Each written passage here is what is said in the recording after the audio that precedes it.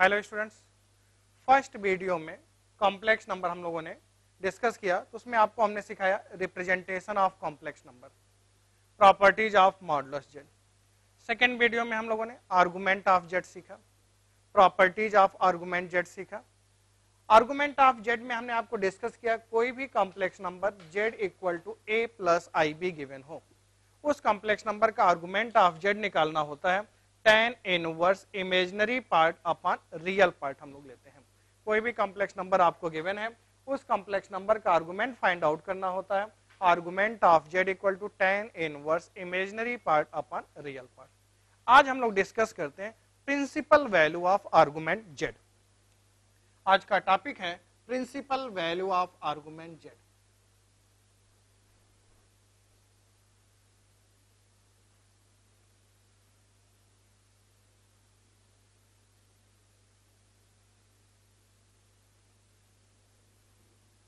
Principal value of argument Z और argument Z में क्या डिफरेंस होता है? देखिए, मान लेते हैं कॉम्प्लेक्स नंबर हमने Z equal to A plus I B लिया, आपने आर्गुमेंट ऑफ जेड लिखा tan इनवर्स बी अपन ए। तो प्रिंसिपल वैल्यू में क्या डिफरेंस आता है? देखिए, जैसे मान लेते हैं एक आर्गेंट प्लेन है, रियल एक्सिस, इमेजिनरी एक्सिस। यहां पे एक कॉम्प्लेक्स नंबर आपने जेड ले लिया, ये कॉम्प्लेक्स नंबर आपने जेड लिया ए plus I B. Real axis पे आपने ए डिस्टेंस देखा, इमेजिनरी एक्सिस पे आपने बी डिस्टेंस देखा। तो आर्गुमेंट ऑफ जेड जो थीटा हो गया बी अपन ए हो गया। यहां पे इस थीटा को मेजरमेंट करने का दो तरीका है।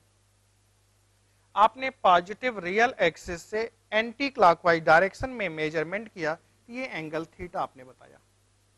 इस एंगल का मेजरमेंट का देखिए दो तरीका होता है, एक anti clockwise direction, second clockwise direction. Anti clockwise direction में आपने देखा ये एंगल थीटा है, इसी को अगर क्लॉकवाइज डायरेक्शन में मेजरमेंट किया तो आपने इस एंगल को देखा। अब देखिए टोटल एंगल कितना होता है 2 पाई, थीटा माइनस किया 2 पाई माइनस थीटा। लेकिन एंटी क्लॉकवाइज वाले एंगल्स को हम क्या लेते हैं पॉजिटिव, क्लॉकवाइज वाले एंगल्स को क्या लेते हैं नेगेटिव। इस एंगल में को बताने का दो तरीका होता है, एक क्लॉकवाइज एक एंटी क्लॉकवाइज। अब देखिए प्रिंसिपल वैल्यू का कंसेप्ट ये है, आप एंगल के मेजरमेंट का डायरेक्शन क्लॉकवाइज भी ले सकते हो, एंटी क्लॉकवाइज भी ले सकते हैं, लेकिन जो एंगल मिनिमम एंगल होगा उसे आप प्रिंसिपल वैल्यू में बताते हैं। किस एंगल को प्रिंसिपल वैल्यू बोलते हैं? मिनिमम एंगल को हम लोग प्रिंसिपल वैल्यू बोलते हैं। आर्गुमेंट के केस में एंगल हो गया, प्रिंसिपल वैल्यू के केस में जो मिनिमम एंगल मिलता है हम क्लॉकवाइज डायरेक्शन से भी देखेंगे, एंटी क्लॉकवाइज डायरेक्शन से देखेंगे। जैसे यहां एंटी क्लॉकवाइज डायरेक्शन से आप देख रहे हो एंगल थीटा का मैग्नीट्यूड स्मॉल है, इस थीटा को हम बोलेंगे principal value of argument Z. लेकिन मान लेते हैं यही कॉम्प्लेक्स नंबर अभी आपका थर्ड क्वाड्रेंट में पाया जा रहा होता, कोई एक कॉम्प्लेक्स नंबर लिया जो कि थर्ड क्वाड्रेंट पाया जा रहा है, ये रियल एक्सिस है। एंगल का मेजरमेंट हमेशा हम पॉजिटिव रियल एक्सिस से स्टार्ट करते हैं। एंगल का मेजरमेंट कहां से स्टार्ट करेंगे? पॉजिटिव रियल एक्सिस से आपने स्टार्ट किया, एंटी क्लॉकवाइज डायरेक्शन में मेजरमेंट किया, ये एंगल अगर थीटा है तो आपको टोटल एंगल हो जाएगा पाई प्लस थीटा। आपने बताया भाई पाई प्लस थीटा। लेकिन अगर इस एंगल को अभी हम आपसे पूछते तो ये एंगल टोटल एंगल होता माइनस पाई, और इसको प्लस करते माइनस पाई प्लस थीटा। यहां पे मिनिमम एंगल कौन सा होगा? Minus pi plus theta. तो प्रिंसिपल वैल्यू अगर हमको बतानी होगी तो प्रिंसिपल वैल्यू के लिए यहां पे हम क्या बताएंगे? Minus pi plus theta. तो प्रिंसिपल वैल्यू में हमें क्या देखना है? एंगल का डायरेक्शन क्लॉकवाइज भी हम चेक करेंगे, एंटी क्लॉकवाइज भी चेक करेंगे। दोनों में से जो मिनिमम एंगल मिलता है वे प्रिंसिपल वैल्यू को डिफाइन करता है। फर्स्ट पॉइंट आप देखिएगा, principal value of argument Z. किसी भी कॉम्प्लेक्स नंबर की अगर हम प्रिंसिपल वैल्यू फाइंड आउट करते हैं, principal value of argument Z lies between minus pi to pi. आपने क्या देखा? Real axis, imaginary axis, plane को हम लोग पढ़ते हैं आर्गेंट प्लेन। किसी भी कॉम्प्लेक्स नंबर की अगर प्रिंसिपल वैल्यू की हम बात करते हैं तो principal value of argument Z lies between -पाई से पाई इंटरवल के बीच में पाया जाता है। -पाई पे ओपन ब्रैकेट होगा और पाई पे क्या होता है, क्लोज ब्रैकेट। तो किसी भी प्रिंसिपल कॉम्प्लेक्स नंबर की प्रिंसिपल वैल्यू कहां पाई जाती है, -पाई से लेके +पाई के बीच में, पाई पे क्लोज ब्रैकेट, -पाई पे open bracket. Next point, principal value of positive real number.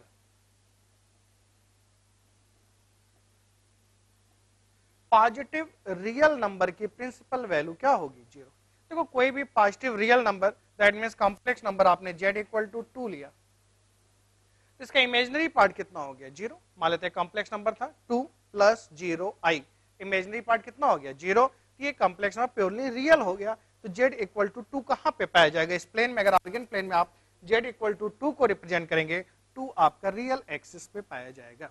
तो जब 2 पॉइंट रियल एक्सिस पे पाया जाएगा तो पॉजिटिव रियल एक्सिस से एंगल कितना आएगा, 0। तो हमने डिस्कस किया principal value of positive real number is 0।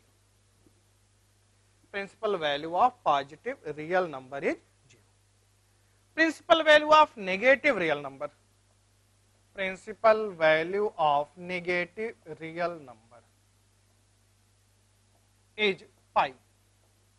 Negative real number आपको इस साइड मिलेगा, एंगल का मेजरमेंट आप करोगे तो कितना आ जाएगा, pi. Principal value of positive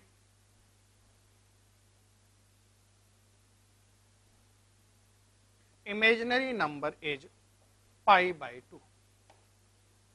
कोई भी नंबर अगर प्योरली पॉजिटिव है तो पॉजिटिव इमेजिनरी नंबर की प्रिंसिपल वैल्यू कितनी होगी, π/2। मान लो आपने 2i ले लिया, 3i ले लिया, 4i ले लिया, इमेजिनरी एक्सिस पे मिलेगा। आपने एंगल का मेजरमेंट किया तो आपने देखा कितना आ गया, π/2। Principal value of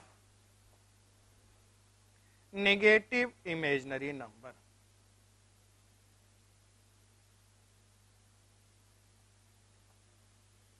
-π/2। Negative imaginary number आपको इस साइड मिलेगा। अब देखिए यहां से अगर एंगल का मेजरमेंट करते तो कितना आता, 3π/2। लेकिन हम लोग को मिनिमम एंगल चाहिए तो क्लॉकवाइज डायरेक्शन में आपने मेजरमेंट किया तो principal value of negative imaginary number is क्या हुआ, -π/2।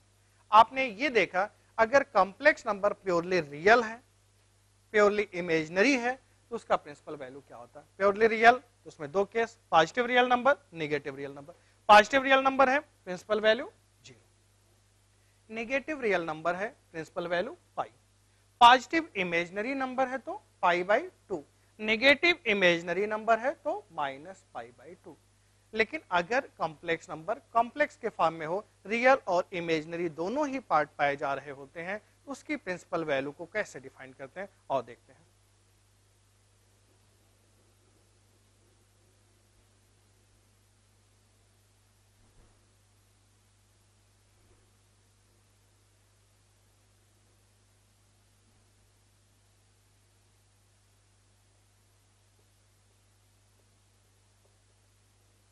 z = a + ib एक कॉम्प्लेक्स नंबर है, रियल पार्ट भी मिल रहा है, इमेजिनरी पार्ट भी मिल रहा है। अब इस कॉम्प्लेक्स नंबर की प्रिंसिपल वैल्यू को दिखाना है। फर्स्ट केस लेंगे, a > 0, b > 0। फर्स्ट केस हमने लिया a and b > 0, real axis, imaginary axis.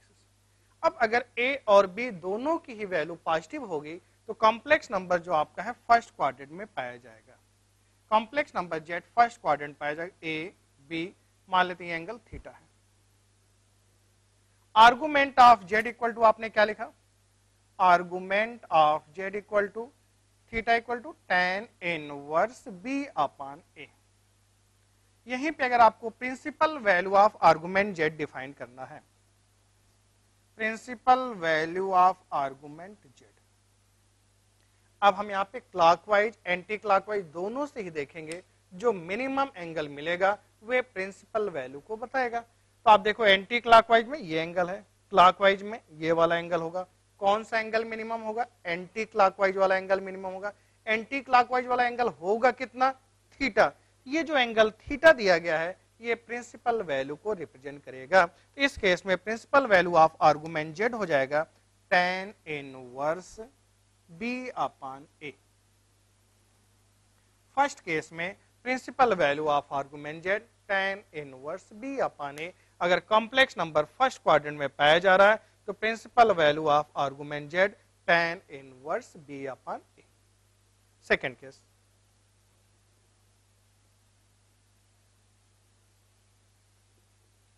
a less than 0, b greater than 0।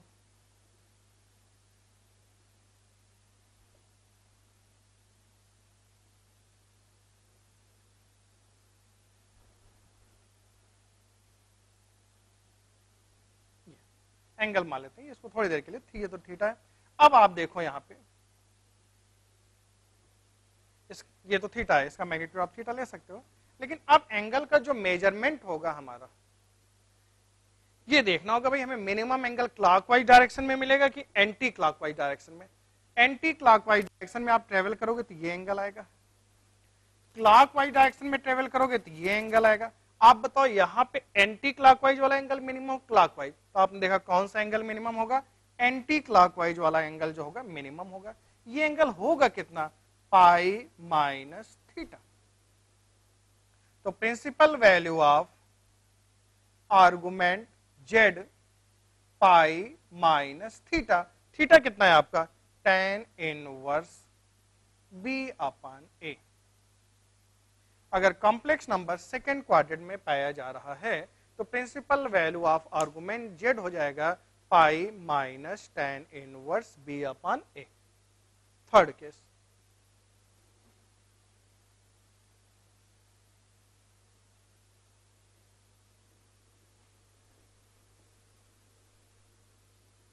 a less than 0, b less than 0। a और b दोनों की ही वैल्यू नेगेटिव है। आप बताओ अगर a और b दोनों ही नेगेटिव हैं, कॉम्प्लेक्स नंबर किस क्वाड्रेंट पाया जाएगा, थर्ड क्वाड्रेंट में।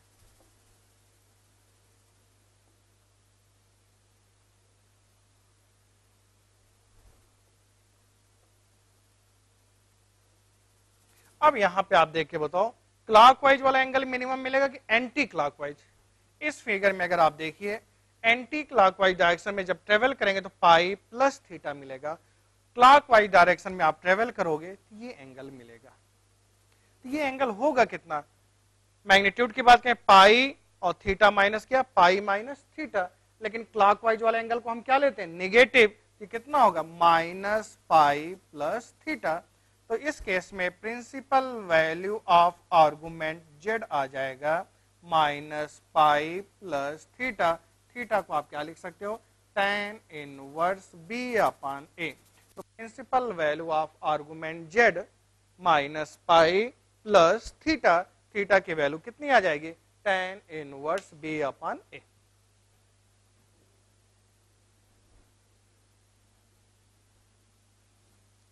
फोर्थ केस लेते हैं,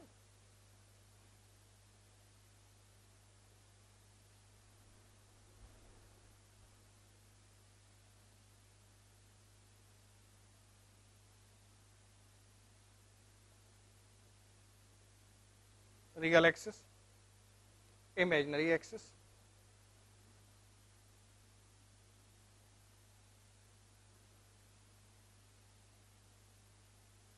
थीटा।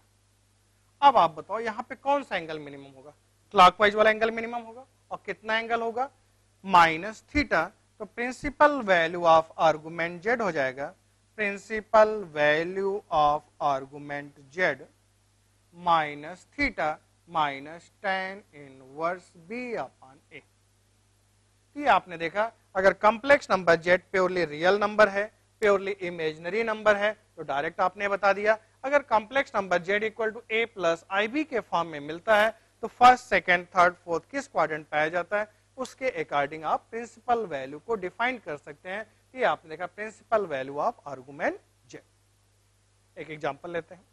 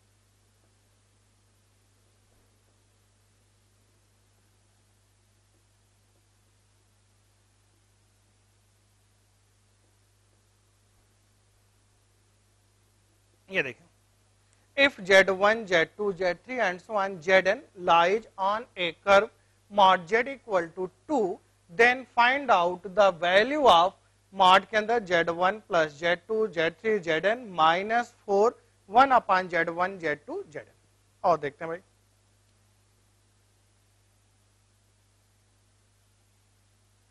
देखो इन्होंने क्या कहा, z1 z2 z3 and so on zn lies on a curve mod z equal to 2। ये जो पॉइंट्स आपको गिवन है एक कर्व पे पाए जाते हैं, किस कर्व को सेटिस्फाई करें, mod z इक्वल टू 2। इसकी हेल्प से आप लिख सकते हैं भाई, अगर सेटिस्फाई करें mod of z1 equal to mod of z2 equal to mod of z3 and so on mod of zn equal to कितना 2, ऐसा आप लिख सकते हो। अब आपसे इसकी वैल्यू को फाइंड आउट करने के लिए बोला जा रहा है, mod z1 plus z2 and so on zn minus 4 1 upon z1 plus 1 upon z2 and so on 1 upon zn की वैल्यू को फाइंड आउट करने के लिए कह रहे हैं। तो यहाँ पे हम लोग कॉन्जुगेट ऑफ z की प्रॉपर्टीज का यूज करते हैं। देखते हैं भाई, mod z1 plus z2 and zn minus 4 z1 के कॉन्जुगेट से मल्टीप्लाई और डिवाइड करते हैं, z1 के कॉन्जुगेट से मल्टीप्लाई और डिवाइड z1 कॉन्जुगेट कितना हो जाएगा, mod z1 square, z2 conjugate z2 conjugate mod z2 square, zn conjugate divided by mod of zn square.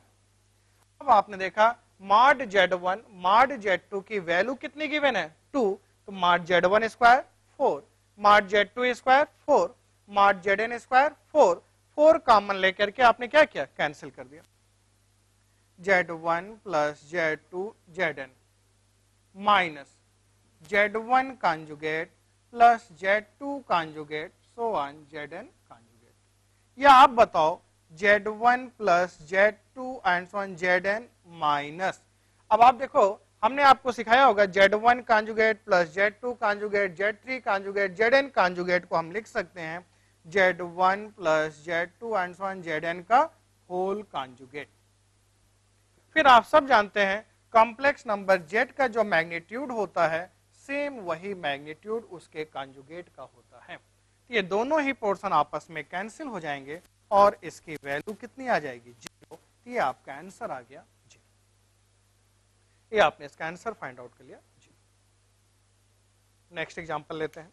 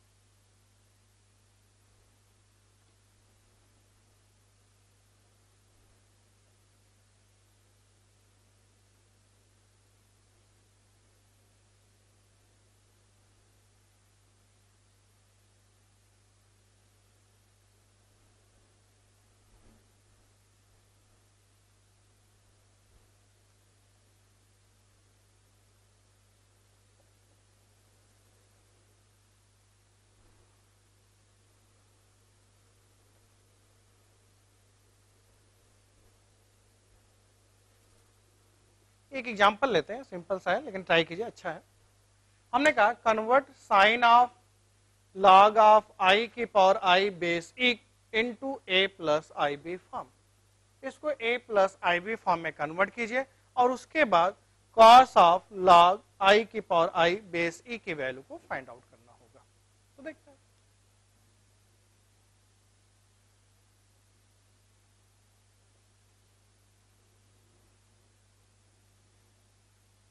Sign of log of base E, I की power आई आपको given है, इसको हम लोग सिंप्लीफाई करना चाहते हैं।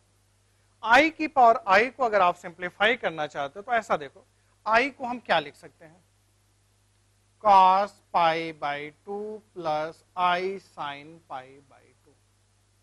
अगर इस आई को हम पोलर फॉर्म में लिखना चाहें तो तो आप लिख सकते हो cos pi by 2 plus I sine pi by 2।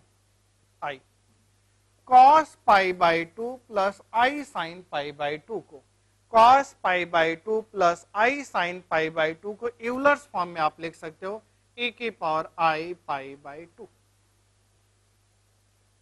cos pi by 2 plus I sine pi by 2 को यूलर्स फॉर्म में आप क्या लिख सकते हो e की पावर आई पाई बाई 2। आई की पावर आई की पावर आई निकालते हो आप e की power i pi by 2 whole power में आई की power i equal to e की पावर माइनस पाई बाई 2। आपने देखा भाई आई की पावर आई की वैल्यू आ गई e की power minus pi by 2 sine of log of base e की power minus pi by 2। Next step में आप देखो sine of minus pi by 2। Minus pi by 2 इधर आ गया, लॉग ई बेस ई की वैल्यू कितनी हो गई 1। साइन माइनस पाई बाई 2 की वैल्यू कितनी आ गई -1। ए प्लस आई वी फॉर्म में आप लिखना चाहते हो प्लस 0 इंटू आई, तो आपने देखा ए की वैल्यू -1, बी की वैल्यू कितनी आ गई 0।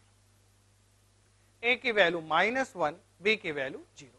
अगर यहीं पे हमने आपसे कहा होता cos of log of base E I की पावर आई की वैल्यू फाइंड आउट कीजिए, तो आप क्या लिखते हैं under root of 1 minus sine square log of base E I की पावर आई। ये आप ऐसा लिखते हैं under root of 1 minus sine square की वैल्यू कितनी आ रही है, साइन ऑफ दिस की वैल्यू कितनी आ गई -1, इसकी वैल्यू कितनी आ रही है -1। तो -1 का स्क्वायर 1, 1 माइनस 1 0। तो cos of log I base I, log I की पावर आई बेस ई की वैल्यू कितनी आ जाएगी 0 आ जाएगी। ये आप नोट करें। Next point,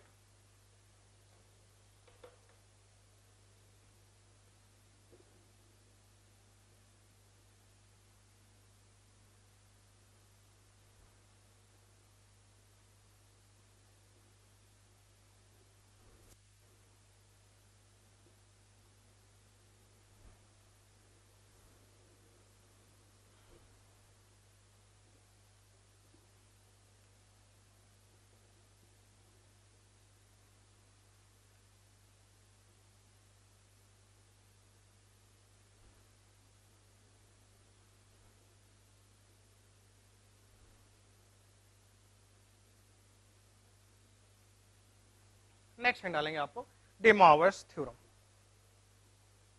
day Moivre's theorem में देखते हैं, यहां पे डे मॉवर्स थ्योरम में एक्सप्लेन किया गया था cos थीटा प्लस आई साइन थीटा होल पावर में n गिवन हो।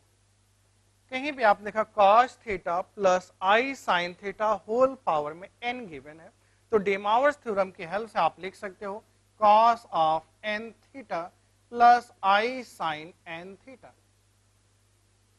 डे मॉवर्स थ्योरम की हेल्प से देखो भाई cos थीटा प्लस आई साइन थीटा की होल पावर n गिवन हो, तो हम लिख सकते हैं cos of n theta plus I sine n theta.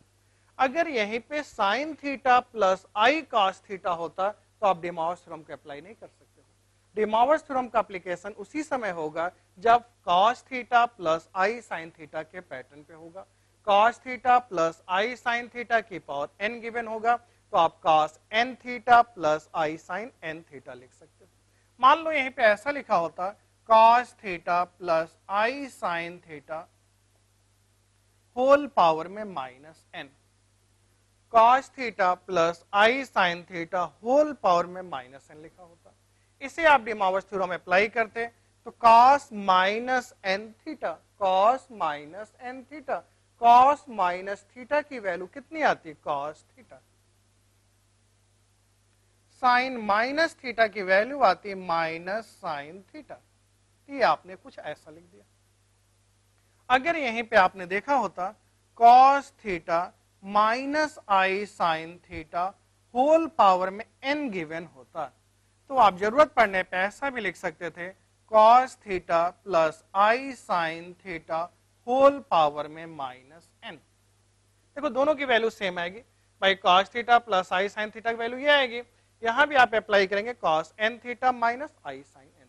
अगर यहाँ पे माइनस साइन है आप प्लस बनाते हो, पावर में माइनस एन आ जाएगा। ये मेन फॉर्मूला था, उसी के एप्लीकेशन में ये तीनों थे, इन तीनों को आप याद रखोगे। कॉस थीटा प्लस आई साइन थीटा होल पावर में एन गिवन है, कॉस एन थीटा प्लस आई sine N theta, minus N theta आप अप्लाई करोगे यही आएगा। कहाँ कहीं पे cos theta minus I sine theta की पावर एन गिवन हो तो कॉस थीटा प्लस आई साइन थीटा की power minus N. Next formula देखिएगा, बहुत इंपॉर्टेंट है, इसका भी बहुत यूज होता है। कई कॉम्प्लेक्स नंबर प्रोडक्ट फॉर्म में दिए गए हों, मान लो एक complex number cos theta 1 plus आई sine theta 1, cos theta 2 plus आई sine theta 2, cos theta 3 plus आई साइन थीटा 3। कई कॉम्प्लेक्स नंबर अगर प्रोडक्ट फॉर्म में दिए गए होते हैं तो इनके एंगल्स आपस में ऐड हो जाते हैं, तो आप ऐसा लिख सकते हैं cos theta 1 plus theta 2 plus theta 3 plus आई sine theta 1 plus theta 2 plus theta 3, cos theta 1 plus आई sine theta 1, cos theta 2 plus आई sine theta 2, cos theta 3 plus आई साइन थीटा 3। कई कॉम्प्लेक्स नंबर प्रोडक्ट फॉर्म में दिए गए होते हैं, इनके angles आपस में क्या होते हैं, ऐड हो जाते हैं। नेक्स्ट फॉर्मूला इसी टाइप का है, cos theta 1 plus I sine theta 1, cos theta 2 minus I sine theta 2, cos theta 3 plus I sine theta 3। अब आप देखो ये जो cos theta 2 minus I sine theta 2 लिखा हुआ है, क्या इसको हम ऐसा लिख सकते हैं cos minus theta 2 plus I sine minus of theta 2।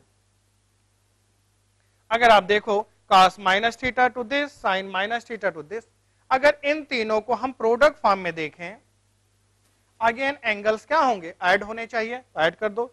Theta 1 minus theta 2 plus theta 3, तो आपने लिखा cos of theta 1 minus theta 2 plus theta 3 plus I sine of theta 1 minus theta 2 plus theta 3। तो आपने क्या देखा, कई कॉम्प्लेक्स नंबर प्रोडक्ट फॉर्म में दिए गए होते हैं, ये एंगल्स जो होते हैं आपस में ऐड हो जाते हैं। हाँ, इनके बीच का प्लस साइन है तो प्लस होगा, जिस एंगल वाले में माइनस साइन होगा वे आपका क्या होगा, माइनस हो जाएगा।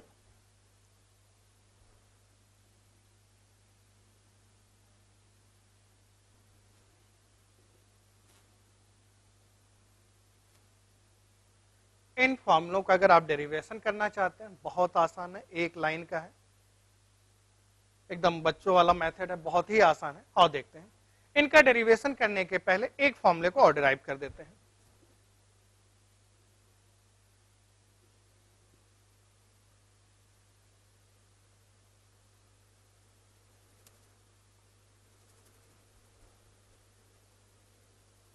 यूलर्स फॉर्मूला हमने आपको बताया था भाई, ए के power I theta cos theta plus I sine theta.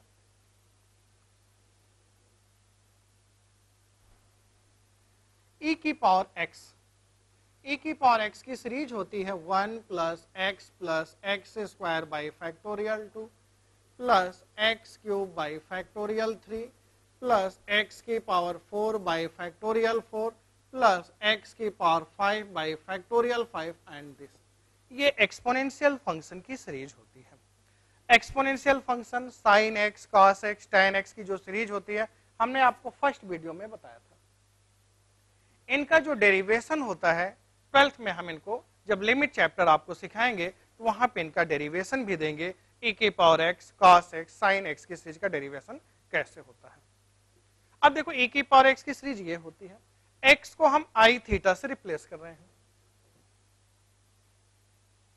I theta 1 plus I theta plus I square theta square, I square theta square, I square की value minus theta square by factorial 2, I cube theta cube, I cube में से एक I square क्या बन जाएगा, minus theta cube by factorial 3 into I की power 4 1, theta की power 4 upon factorial 4, I की पावर 4 1 हो जाएगा, एक आई बच जाएगा। इस पैटर्न पे कंटिन्यू मूव करता चला जाएगा। रियल नंबर को एक साथ ले लेते हैं, इमेजिनरी नंबर को एक साथ ले लेते हैं। तो रियल पार्ट देखो भाई, 1 minus theta square by factorial 2 plus theta की power 4 by factorial 4 and this plus I common लिया आपने, theta minus theta cube by factorial 3 plus theta की power 5 by factorial 5 and this E की power आई theta. ये क्या लिखा हुआ है? cos theta. आप देखो किसकी सीरीज है? cos theta 1 minus theta square by factorial 2 theta की power 4 by factorial 4 cos theta. और ये सीरीज किसकी लिखी हुई है? sin थीटा की। तो ये आपका प्रूफ हो गया, e की power I theta equal to cos theta plus i sin theta. अब अगर आप इस फॉर्मूले को प्रूफ चाहते हो, इस फॉर्मूले का प्रूफ चाहते हैं, LHS left hand side, cos theta 1 plus आई साइन थीटा 1 को उस पैटर्न पे हम क्या लिख सकते हैं? e की पावर आई थीटा 1। cos थीटा 2 प्लस आई साइन थीटा 2 को आप क्या लिख सकते हो? e की पावर आई थीटा 2। cos थीटा 3 प्लस आई साइन थीटा 3 को e की पावर आई थीटा 3, ऐसा लिख सकते हैं। आप सब जानते हैं अगर बेस सेम होगा तो पावर क्या होगी? ऐड हो जाएगी। e की पावर आई theta 1 plus theta 2 plus theta 3। अब अगर यहां पे जो है हम लोग यूलर्स फॉर्म लगाते हैं, e की पावर आई थीटा, e की पावर आई थीटा को आप क्या लिख सकते हैं? cos of theta 1 plus theta 2 plus theta 3 plus I sine of theta 1 plus theta 2 plus theta 3। Proof हो गया। cos theta 1 cos theta 2 this equal to this. इसी को प्रूफ करने का एक दूसरा तरीका और आसान है, एकदम आसान है, दोनों को मल्टीप्लाई कर दो। जैसे ही दोनों को मल्टीप्लाई करोगे, cos थीटा 1 cos थीटा 2, इन दोनों का मल्टीप्लाई करो, minus sign theta 1 minus sign theta 2, cos theta 1 cos theta 2 minus sign theta 1 sign theta 2, क्या लिख सकते हो? cos theta 1 plus theta 2। इसके साथ मल्टीप्लाई करोगे, रियल को एक साथ करोगे, इमेजिनरी को एक साथ करोगे, आपका फॉर्मूला कन्वर्ट हो जाएगा। प्रोडक्ट फॉर्म में कर सकते हो, यूलर्स फॉर्म में आप कर सकते हो। अगर यहीं पे जो ये फर्स्ट वाला फॉर्मूला था, cos थीटा प्लस आई साइन थीटा की power n equal to cos of n theta plus I sine n theta, इस फॉर्मूले को आप प्रूफ करना चाहते हो। इस फॉर्मूले को प्रूफ करने के लिए इसी फॉर्मूले में let assume if theta 1 equal to theta 2 equal to theta 3 equal to and so on theta n equal to theta, अगर हम एज्यूम कर लें, अगर यहीं पे थीटा 1 थीटा 2 थीटा 3 को अगर हम थीटा एज्यूम कर लें, तो आप बताओ कितना हो जाएगा?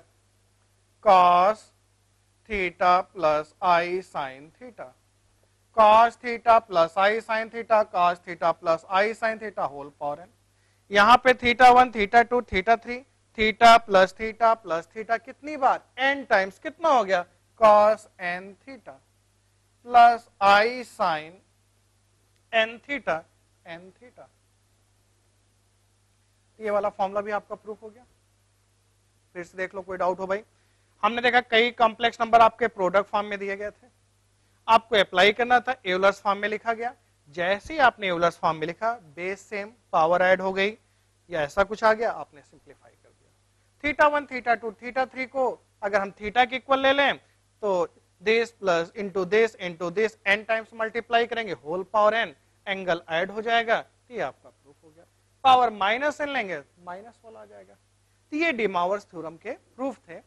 डिमावर्स थ्योरम का एप्लीकेशन आपके यहाँ अच्छा खासा होता है, इस पे क्वेश्चंस भी एग्जाम में बहुत बढ़िया बनते हैं। आइए एक दो एग्जांपल्स लेते हैं।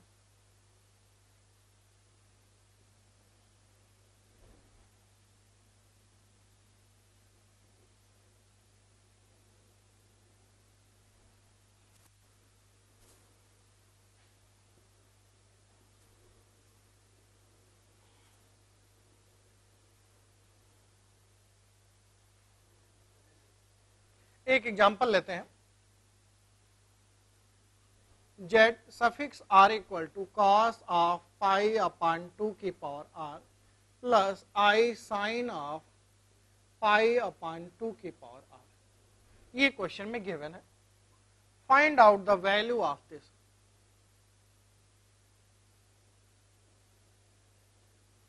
गिवन है Z suffix are equal to cos pi upon 2 की पावर आर प्लस आई साइन पाई अपॉन 2 की power R, so Z1 Z2 Z3 infinity तक गिवन है। इसकी वैल्यू को आपको फाइंड आउट करना होगा। ठीक है, देख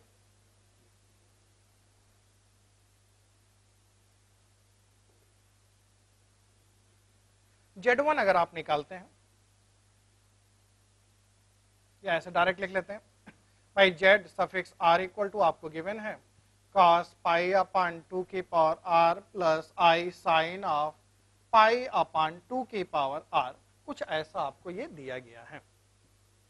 Z1 Z2 Z3 इन्फिनिटी तक अगर लिखना है तो r के प्लेस पे हम क्या रखने वाले हैं, 1।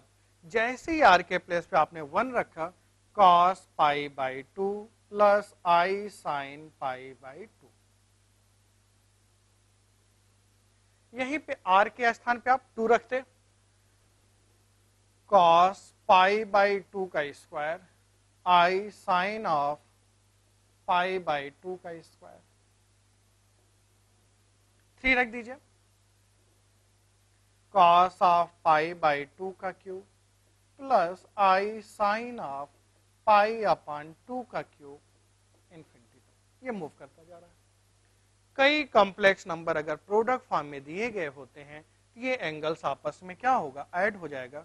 cos of pi by 2 pi by 2 का स्क्वायर पाई बाई 2 का क्यूब इन्फिनिटी तक plus I sine of pi by 2 plus pi by 2 का स्क्वायर पाई बाई 2 का cube and so on infinity तक। जैसे ही आपने देखा भाई कई कॉम्प्लेक्स नंबर प्रोडक्ट फॉर्म में दिए गए तो एंगल आपस में क्या होते हैं, ऐड हो जाते हैं। इसकी वैल्यू को फाइंड आउट करना है। अगर इसको आप ध्यान से देखो, ये क्या लिखा हुआ है, इनफाइनाइट टर्म की एक जीपी सीरीज लिखी गई है। जिन बच्चों को आइडिया ना हो यहां पे नोट करके आप लिख लीजिए, a plus A R plus A R square A R cube and so on A R की पावर एन। मान लेते हैं कोई भी सीरीज लिखी गई है। अब देखो इस सीरीज को हम n टर्म्स के लिए भी आपके डिफाइन कर सकते हैं और इनफाइनाइट टर्म्स के लिए भी कर सकते हैं। फर्स्ट टर्म कितना है, a। जैसे जैसे r से आप मल्टीप्लाई करते जा रहे हैं आपको नेक्स्ट टर्म मिलता जा रहा है। फर्स्ट टर्म a था, r से आप मल्टीप्लाई कर रहे हो आपको नेक्स्ट टर्म। किसी कांस्टेंट से मल्टीप्लाई करने पे अगर नेक्स्ट टर्म मिलता है, ये जो सीरीज आपकी होती है जीपी में होती है। इस जीपी सीरीज के n टर्म्स का सम फाइंड आउट करने का फॉर्मूला होता है sum of n terms a r की power n minus 1 upon r minus 1 if r greater than 1। किसी जीपी सीरीज के n टर्म्स का सम फाइंड आउट करने का फॉर्मूला होता है a r की power n minus 1 upon r minus 1, या ऐसे भी आप लिख सकते हो a 1 माइनस r की power n upon 1 minus r if r less than 1। n terms का होगा तो ये फॉर्मूला यूज करेंगे। अगर यहीं पे इनफाइनाइट टर्म की जीपी गिवन होती है तो फॉर्मूला यूज करते हैं a अपॉन 1 माइनस r। इस केस में r की वैल्यू माइनस 1 से लेके प्लस 1 के बीच में पाई जाती है। इन फॉर्मूलों को याद रखना होगा। जब ये चैप्टर हम आपको पढ़ाएंगे तो वहां पे अच्छे से डिस्कस करेंगे। इनफाइनाइट टर्म की जीपी का फॉर्मूला हो भाई a अपॉन 1 माइनस r। यहां पे आपने देखा cos ऑफ a के प्लेस पे कितना है, पाई बाई 2, 1 माइनस r के प्लेस पे कितना है 1 बाई 2। आप देखो 1 बाई 2 से मल्टीप्लाई करने पे नेक्स्ट टर्म मिल रहा है r के प्लेस पे 1 बाई 2, आई साइन a के प्लेस पे पाई बाई 2, r के प्लेस पे 1 by 2, cos of pi by 2 upon 1 by 2, 2 cut के कितना आया, पाई प्लस आई साइन पाई। कॉस पाई की वैल्यू माइनस 1, साइन पाई की वैल्यू 0। आंसर कितना आ गया, माइनस 1। तो आपने देखा इसका आंसर आ गया माइनस 1। ठीक है, आज के वीडियो में हमने क्या देखा, principal value of argument Z, De Moivre's theorem को एक्सप्लेन किया। नेक्स्ट वीडियो में हम लोग डिमावर्स थ्योरम पे न्यूमेरिकल की प्रैक्टिस